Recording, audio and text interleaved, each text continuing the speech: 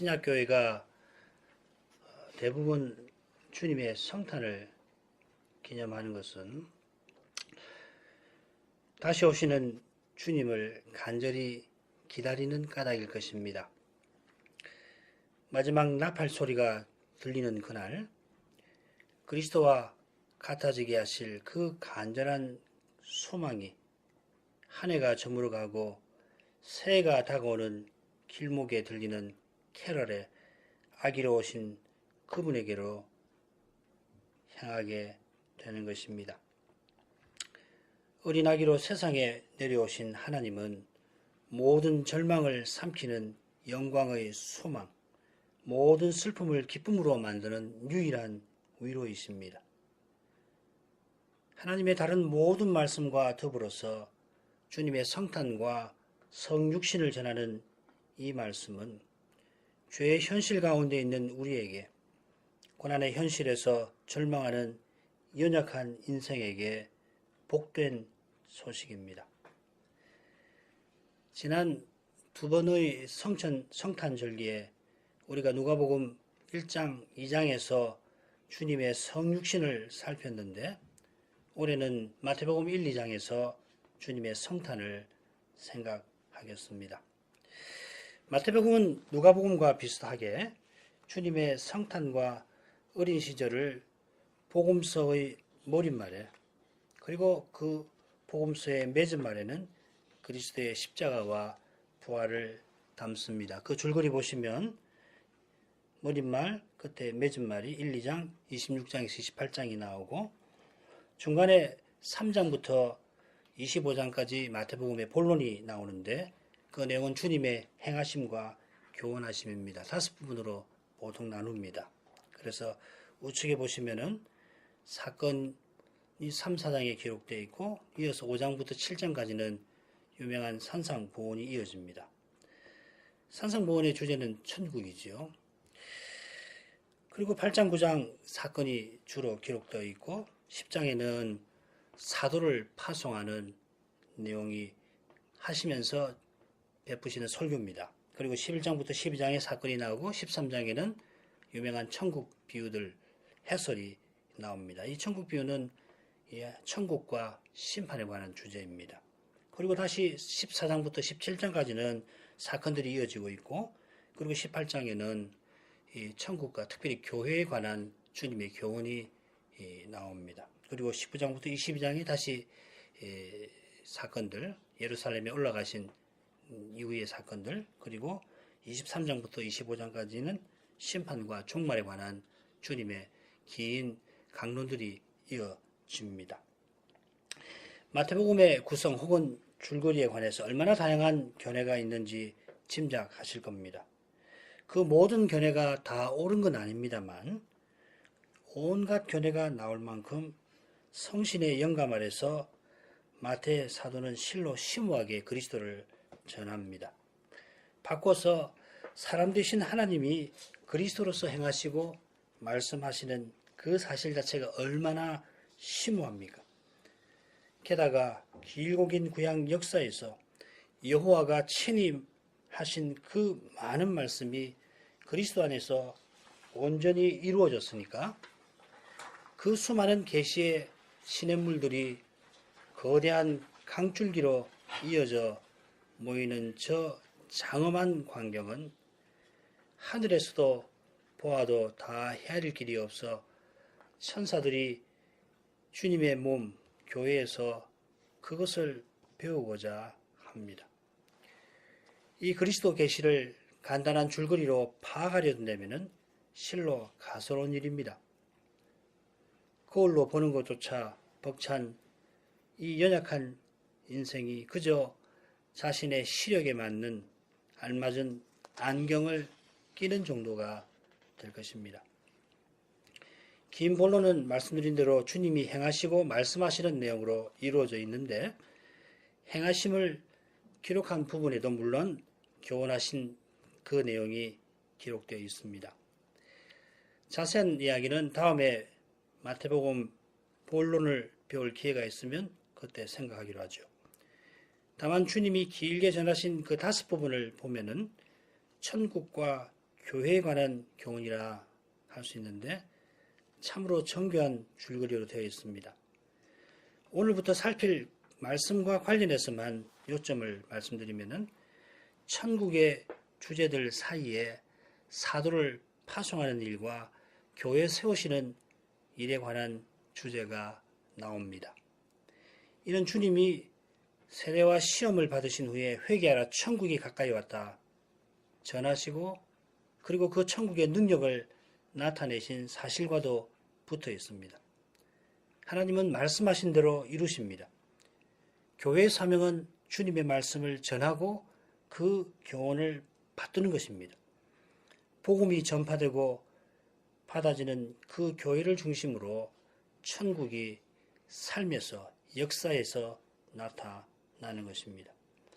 이 웅장한 교훈이 머릿말의 족보에서도 나타납니다. 그리스도는 아브라함과 다윗의 자손으로 세상에 오셨는데 이것은 아브라함의 언약, 다윗의 언약과 붙어 있습니다. 하나님이 아브라함들어 천하 만민이 내 씨를 인하여 복을 얻으리라 맹세하셨고 다윗과 언약을 세우시면서 다윗의 씨, 그의 후손을 내 집과 내 나라 위에 세우리라. 그 위가 영원히 견고하리라고 약속하셨습니다. 약속하신 여호와 그분이 놀랍게도 아브라함의 후손, 다윗의 후손으로 오셔서 친히 그 약속을 이루셨습니다. 그런 점에서 아브라함의 후손이나 다윗의 후손이 이 용어가 마태복음 어디에서 나오는지 여러분 조사해 보시기를 바랍니다. 틀림없이 하나님이 친히 언약을 세우시는 사실, 영원한 생명 있는 천국을 그분이 세우시는 사실이 환히 드러날 것입니다. 그러면 먼저 마태복음 1, 2장 줄거리 보죠. 1절부터 17절까지 1장 1절부터 17절까지는 족보가 나옵니다. 그리고 1장 18절부터 25절까지는 예수 그리스도가 마리아에게 나시고 다윗의 자손 요셉의 아들이 되시는 내용입니다. 그리고 2장으로 가면은 1절부터 12절까지 동방박사들이 별을 보고 유대인의 왕으로 나신 그리스도를 찾아와서 경배합니다. 그리고 13절부터 마지막 23절까지는 유대 당시 왕이었던 헤롯이 예수님을 죽이려 하니까 요셉이 이집트로 피신했다가 갈릴리로 돌아갔다 하는 내용입니다. 이처럼 마태복음의 머릿말은 크게 네 단락으로 나눠지는데 처음에 족보가 나오고 이어서 세 개의 사건이 나옵니다.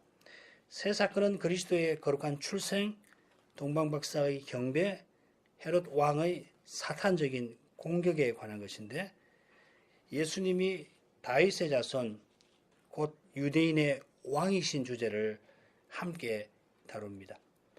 그리스도는 성신으로 잉태되신 임마누엘, 우리와 함께 하시는 하나님이신데 다윗의 자손인 요셉의 아들이 되시고 예수라는 이름을 얻어 자기 백성을 그 죄에서 건지실 겁니다.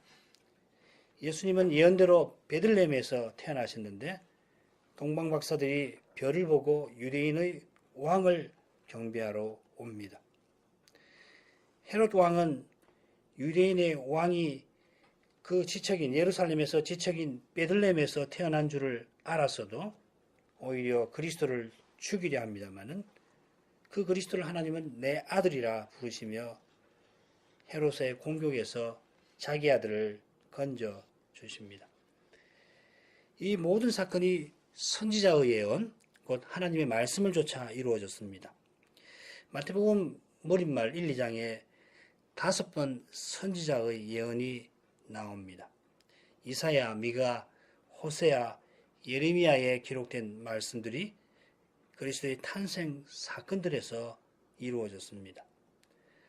마태복음 1장 22절, 이 모든 일에 된 것은 주께서 선지자로 하신 말씀을 이루려 하심이니.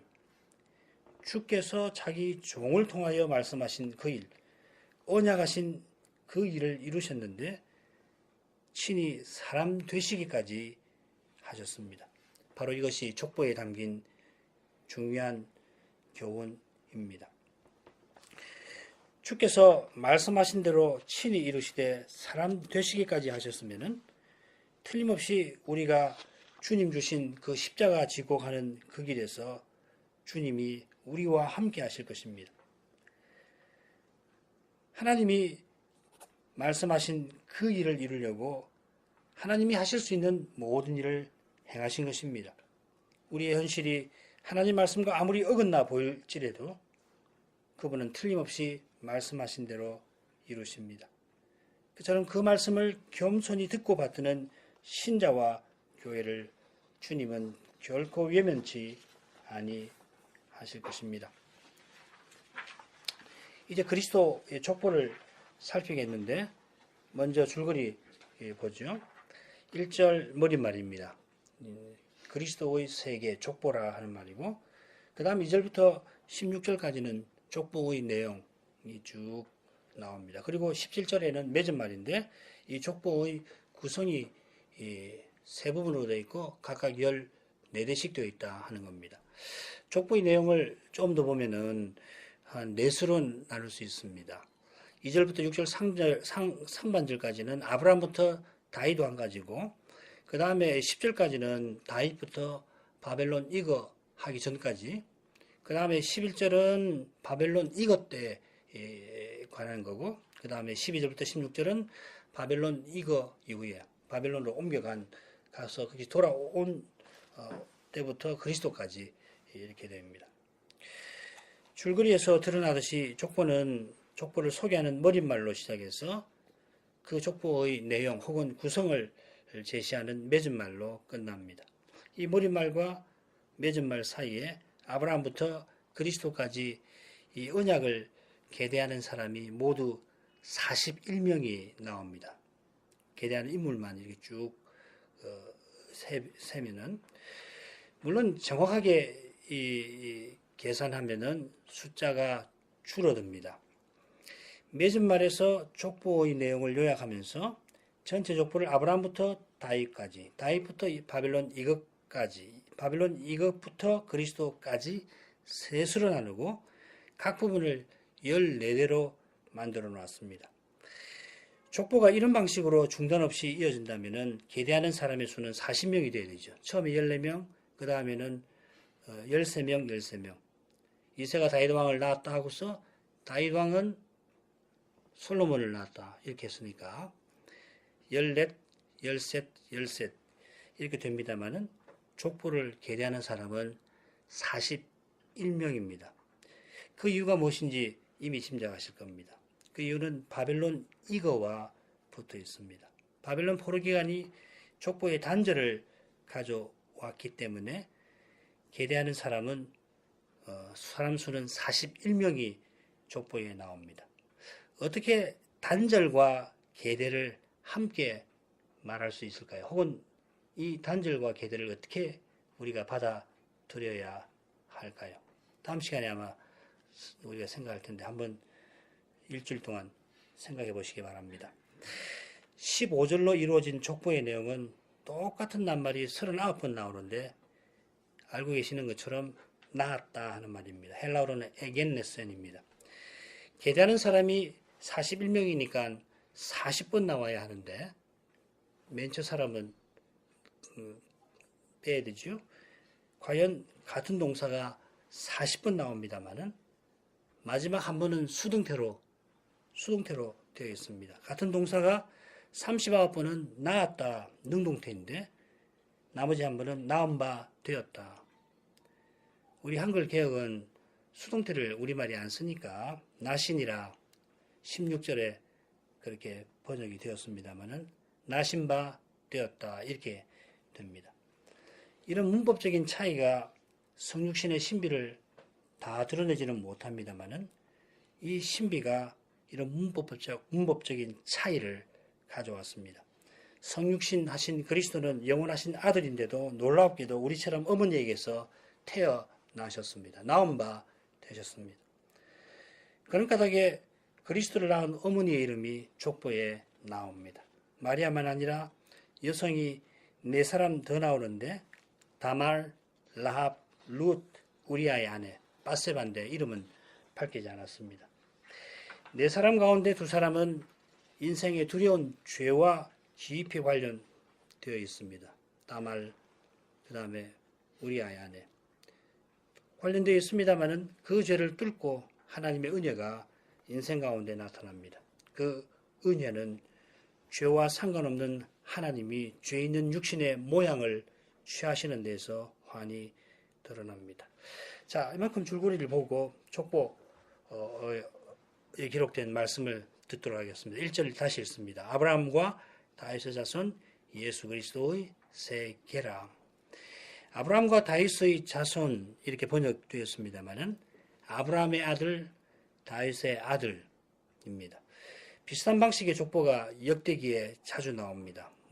이런 방식으로 된 족보가 역대기 족보에 많이 나오는데, 이런 방식으로 마태가 족보를 기록했다면은 번역을 이렇게 해야 합니다.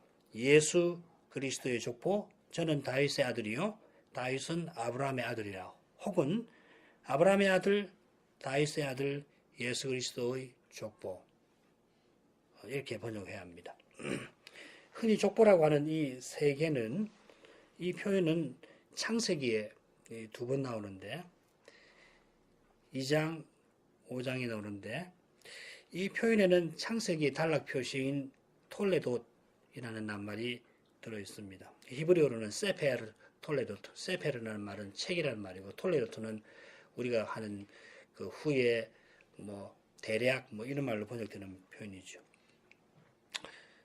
헬라말로 비블로스, 게네세오스라는 말, 비블로스라는 말은 책이고, 게네세오스는 말하자면 기원, 탄생 이런 겁니다. 아담 자손의 계보, 5장 1절에 아담 자손의 계보라고 되어 있는 나오는데, 그게 6장 8절까지 이어지는데요. 거기 보면 먼저 족보가 나오고 아담의 10대 손 노아의 행적이 기록이 되어 있습니다. 마태복음 머리말도 꼭 이런 형식으로 되어 있습니다. 비슷한 형식이긴 합니다만은 아담의 계보는 아담부터 시작되는 족보로 되어 있는 반면에 예수 그리스도의 세계 족보는 그리스도로 끝나는 족보로 되어 있습니다. 이런 점에서 그리스도의 족보는 창세기의 일을 포함해서 구약에 나오는 족보들, 역대기도 나오고 또 민수기도 나오는데 그 족보들과 구별됩니다. 마태가 유대인으로서 구약 성경에 나오는 이 족보들의 형식이 어떤지 잘 알고 있을 텐데, 그것과 다른 형식을 취한 이 사실을 지나칠 수가 없습니다. 대체로 창세기의 족보들은 생육하고 번성하라는 창조 명령 위에서 하나님의 언약이 대대로 이어지되 하나님의 은혜로 이어지는 사실을 보여줍니다. 이런 점을 잘 아는 베드로는 그 언약이 예수님에게로 이어지는 사실, 예수님에게서 그 언약이 이루어지는 그 사실을 예수님의 족보에서 나타냅니다. 언약의 모든 세대가 한 분을 향하여 흘러왔습니다. 그분이 역사의 목표입니다. 역사는 이분의 오심을 향하여 흘러왔고 이분의 다시 오심을 향하여 흘러가고 있습니다. 역사의 매 순간은 이분 안에서 의미를 가집니다. 이분 안에서 우리의 삶이 목적을 얻습니다. 인간의 삶의 목적만 아니라 심지어 모든 존재의 출발도 바로 이분입니다. 요한이 말씀이라 불렀던 이분이 모든 존재의 출발이기도 하십니다. 바로 이분이 우리가 믿는 예수 그리스도입니다. 마태 사도가 구약 족보들과 다른 방식으로 족보를 기록한 이유도 바로 이 칭호와 붙어 있습니다. 예수님은 한 역사적 인물 혹은 언약 역사에 등장하는 한 위대한 인물이 아니라 그리스도입니다. 구약 백성들이 늘 의지하던 그리스도들, 기름 부음 받은 자들 가운데 한 분이 아니라 구약의 그리스도들도 자기 백성과 함께 간절히 바라던 그 그리스도입니다. 그분은 아브라함이 이삭을 번제로 드려야 했던 그날 여호와께서 천하 만민이 복을 얻게 하시리라 하시던 아브라함의 씨이고, 다윗 왕이 내 주라고 부르던 다윗의 후손이십니다. 조상 아브라함이 나의 때 볼 것을 즐거워하다가 보고 즐거워하였다 하신 주님의 말씀대로 위대한 족장, 위대한 왕도 모든 백성과 마찬가지로 오실 이 그리스도에게 모든 소망을 두며 자기 시대를 살아갔던 것입니다. 그런 점에서 이 마태복음에서 다윗의 자손이나 아브라함의 자손 이 표현이 나오는 구절들을 살펴볼 가치가 있을 겁니다. 흥미롭게도 아브라함의 자손이 본론의 첫 부분을 시작하는 마태복음 3장에 등장하고 본론의 마지막 부분을 끝맺는다고 할 수 있는 마태복음 22장에 다윗의 자손이 중요하게 등장합니다. 다윗의 자손은 그저 다윗같이 위대한 왕이 아니라 하나님이시고 이 하나님이 심지어 돌들로도 아브라함의 자손을 일으키신다 하였습니다. 메시아를 죽이기까지 이스라엘의 배도로 언약이 완전히 무너지는 현실입니다마는 세례 요한은 돌들로 아브라함의 자손을 일으키실 수 있는 하나님께 소망을 두었습니다. 이 소망이 결코 헛되지 아니했던 것이 그 하나님이 아브라함의 후손으로 다윗의 후손으로 세상에 오셨던 것입니다. 심지어 그분이 아기로 태어나셨습니다.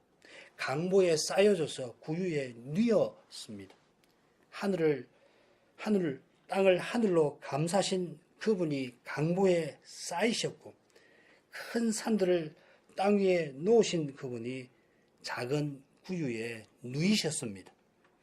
돌들로 언약 백성을 만드실 수 있는 그분이 언약 백성 가운데 오셨습니다. 언약 백성이 되셨습니다. 이게 이제 아브라함의 후손이라는 표현에서 중요한 내용입니다. 하나님이 지극히 낮아지신 여기에 우리의 소망이 산소망이 됩니다. 죄의 저 구렁텅이에서 차마 저 높고 거룩한 하늘을 쳐다보지도 못하던 인생에게 하나님이 친히 내려오셨습니다. 말씀이 육신이 되어 우리 가운데 성막이 되셨고 인자와 진실의 영광을 비추어 주셨습니다. 그 영광이 이제도 우리를 감싸서 거룩하신 하나님 앞에 설 수 있게 합니다. 우리가 그리스도로 옷 입고 하나님 앞에 나아갑니다.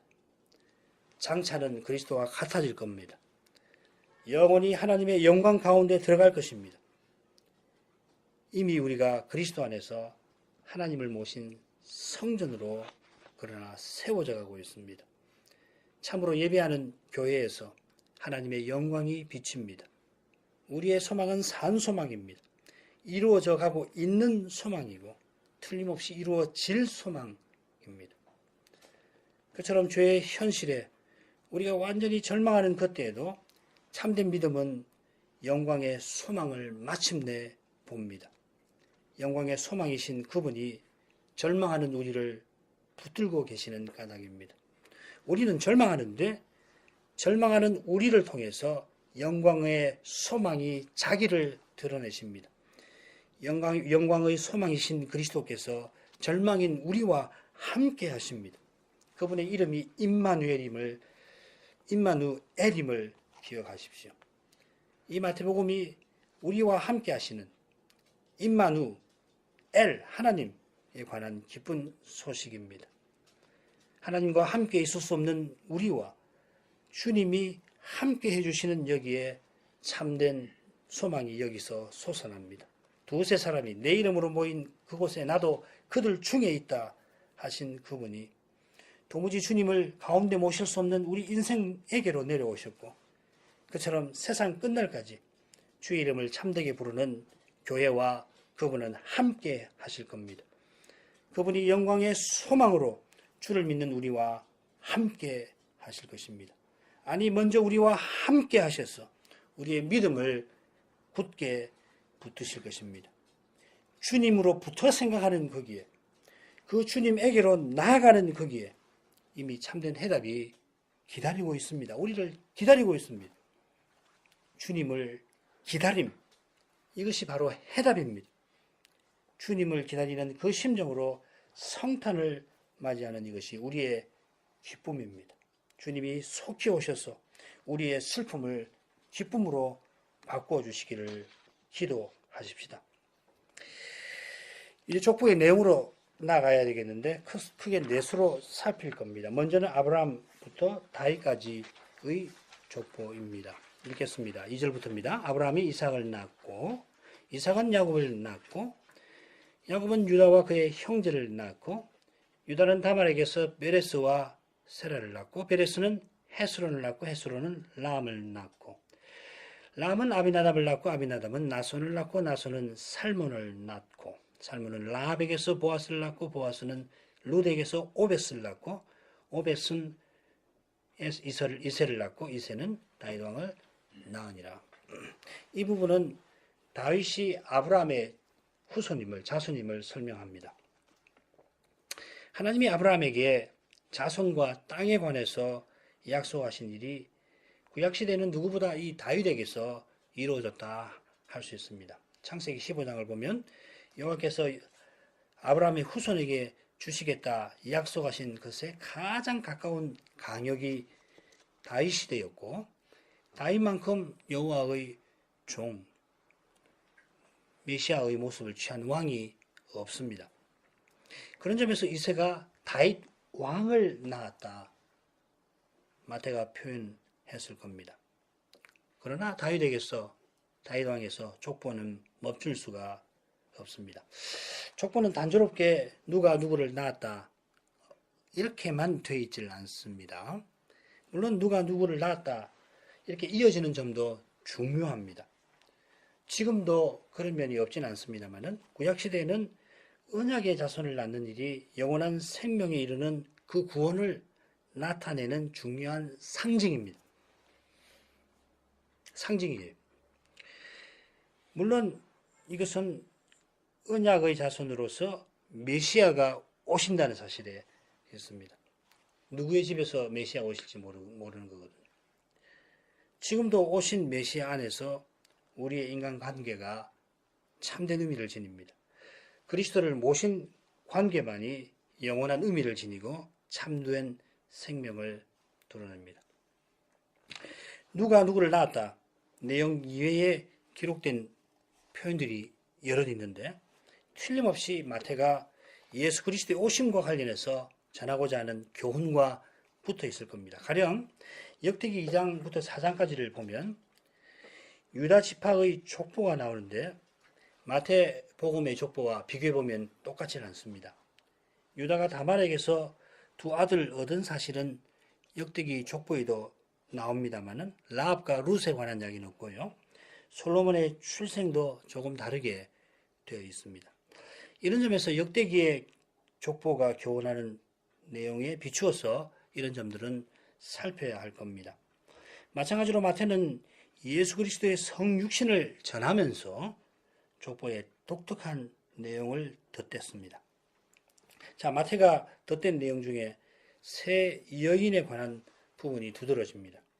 세 여인은 모두 이방인입니다. 라합은 가나안 정복 전쟁 때 여리고에 살던 여인이고 룻은 나오미와 돌아온 모압 여인이며 다말도 그럴 것입니다. 이 다말이라는 이름이 나오는 여인들을 보면 다 이방인입니다.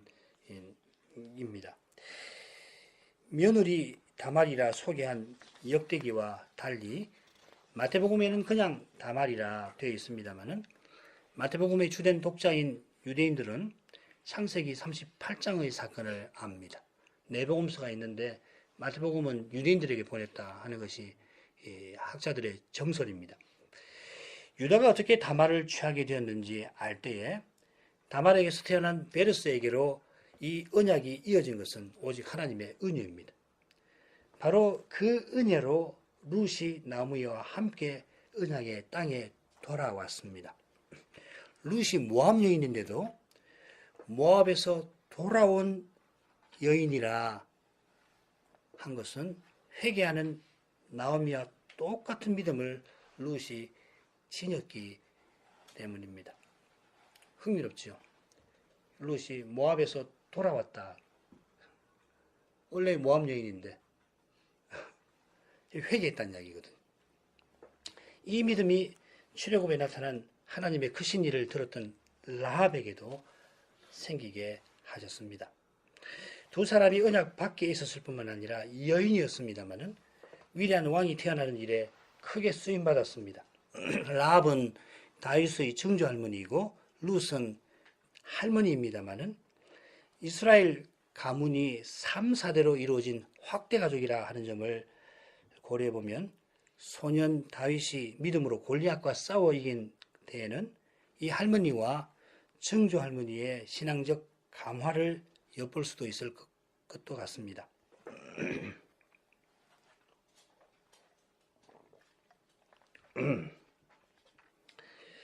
그러나 어림짐작보다 확고한 진실을 족보에서 찾는 것이 바르고 좋습니다.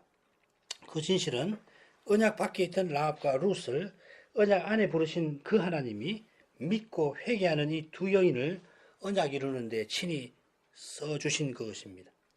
하나님이 친히 언약을 이루신다는 이 사실은 베레스에게 언약이 이어진 데서 환히 드러납니다. 베레스에게 언약이 이어지는 일에 유다나 다말이 기여한 것은 없습니다. 오히려 유다가 이 두려운 일로 며느리 다말을 취하는 이 일로 회개하게 되었을지 모릅니다. 창세기를 보면 그 이후에 유다가 바뀌거든요. 오직 은혜로만 거룩한 삶과 거룩한 감화를 내놓습니다. 그 다음으로 족보의 첫째 부분에서 도드라지는 것은 다윗 왕이라고 하는 표현입니다. 어떤 사본에는 6절 하반절에도 다윗 왕이라고 되어 있습니다. 이새가 다윗 왕을 낳았다. 다윗 왕은 우리아의 아내에게서 솔로몬을 낳았다. 이렇게 되어 있습니다.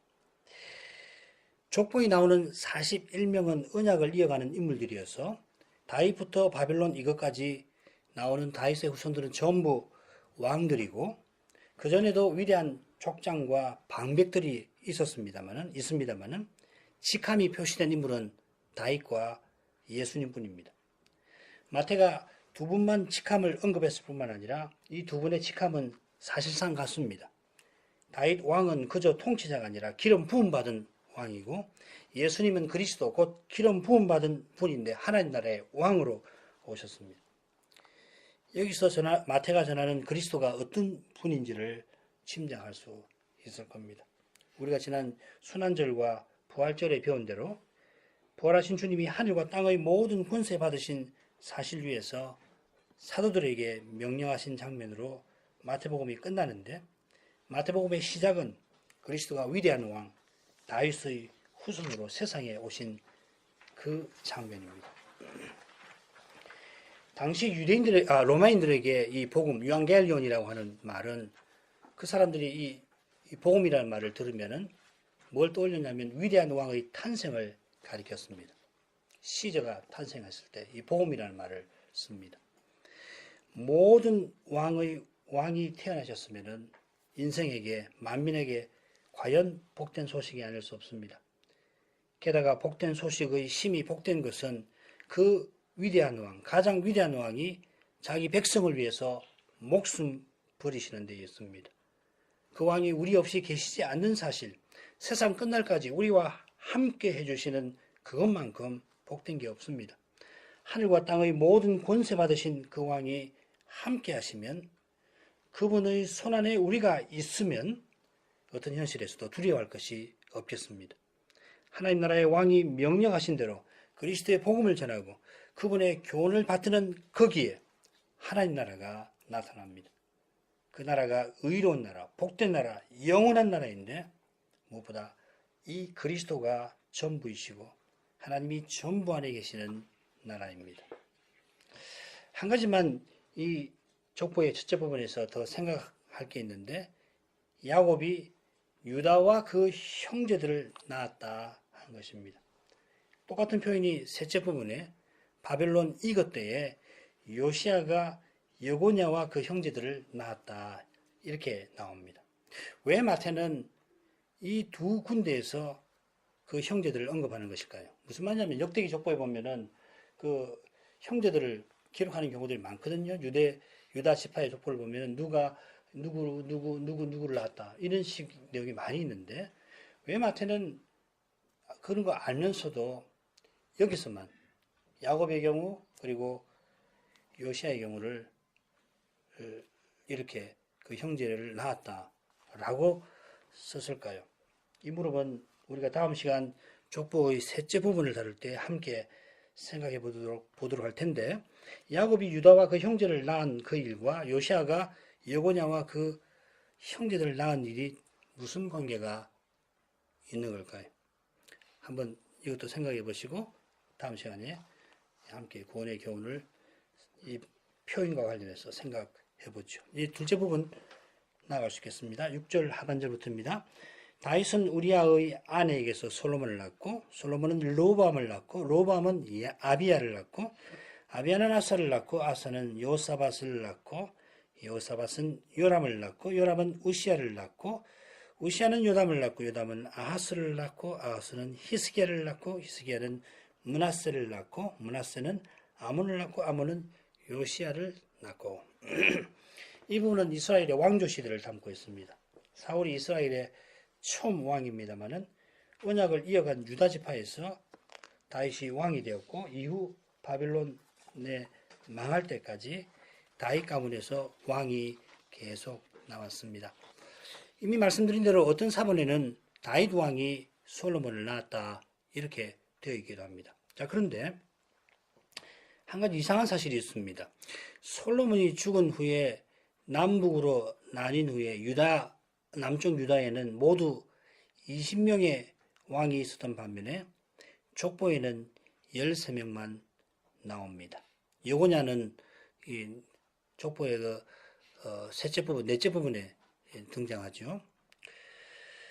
그래서 도표 보시면은 솔로몬 후에 로보암 때 남북으로 나눠지잖아요. 그래서 로보암부터 해가지고 완전히 망하는 시드기야까지 유다에 20명의 왕이 있는데, 이 마태복음 족보에 등장하는 사람은 밑줄 그어진 사람들을 제외한 사람들만 나옵니다. 그럼 13명이죠, 그죠? 족보의 둘째 부분은 다윗과 솔로몬으로부터 해서 요시아까지 이어집니다. 여고냐는 그 넷째 부분, 우리가 그 나눈 넷째 부분에 처음 나옵니다. 요시아는 16대 왕이니까 다윗과 솔로몬을 포함하면 모두 18명이 둘째 부분에 유다 왕으로서 나올 법도 한데, 제6대 아하시아부터 해가지고 9대 아마시아까지 4사람이 족보에서 사라집니다. 유다의 제7대 왕이 아달랴인데, 이 아달랴는 아시는 대로 여호람의 아내이고 아하시아 6대 왕인 아하시아의 어머니라서 족보에서 자연히 빠집니다. 아주 악한 여인이죠, 그죠? 그의 아들 아하시아와 요아스와 아마시아까지 그런데 함께 빠져 있습니다. 아달랴가 빠진 것은 별 문제가 없습니다. 족보이니까 더구나. 그러나 나머지 세 사람이 왜 빠졌는지 이유를 알기가 쉽진 않습니다. 이 세 사람이 다른 왕들보다 특별히 악해서 빠진 것 같지도 않은 게, 마태가 족보의 어두운 면을 감추지 않는 까닭입니다. 아하스나 므낫세 같은 왕들도 여기 아마샤나 이런 사람 못지않게 악하거든요.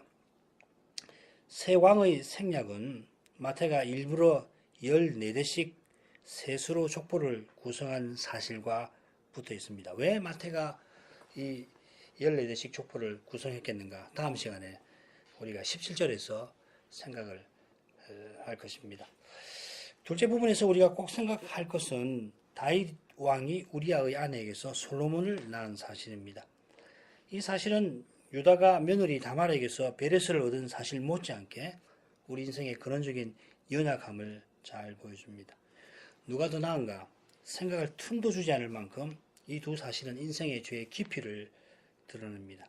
야곱이 죽기 전에 홀이 유다를 떠나지 아니하며 치리자의 지팡이가 그 발 사이에서 떠나지 아니하리라 예언한 대로 과연 유다 지파 다윗이 왕이 되고 그의 왕자에 다윗의 후손이 대대로 앉았습니다마는 이것이 결코 다윗이나 유다의 공로에 속하지 아니했다는 것이 족보에 기록된 이 두 사실로도 입증됩니다.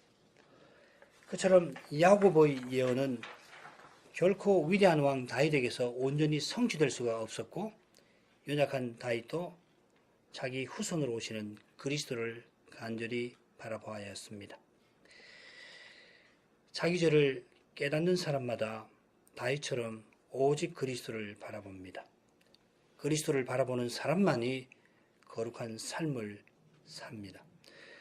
거룩한 삶은 그리스도가 우리와 함께 사시는 것이고 그리스도가 우리와 함께 하시는 거기에 우리의 믿음이 있습니다. 참된 믿음은 그리스도의 사랑을 드러낼수록 다시 오시는 그리스도를 바라봅니다. 그날 그리스도와 같아질 소망은 죄의 현실에서 낮은 세상에 내려오신 그리스도를 본받고자 합니다. 그리스도를 본받아 고난받는 거기서 성육신의 신비를 발견합니다. 이 신비가 어린아이처럼 성탄절을 기다리게 합니다. 기도하십시다. 거룩하신 아버지, 구약 백성이 긴 세월 세상에 오실 그리스도를 간절히 기다렸던 것처럼 세상 끝날에 그리스도와 같아지게 하실 그날을 저희가 기다립니다. 죄의 현실에서 고난받는 거기서 다시 오실 그리스도께서 이미 우리와 함께 해주심을 깨닫습니다. 주님은 우리와 영원히 함께 하시려고 2000년 전에 임마누엘로서 세상에 오셨습니다.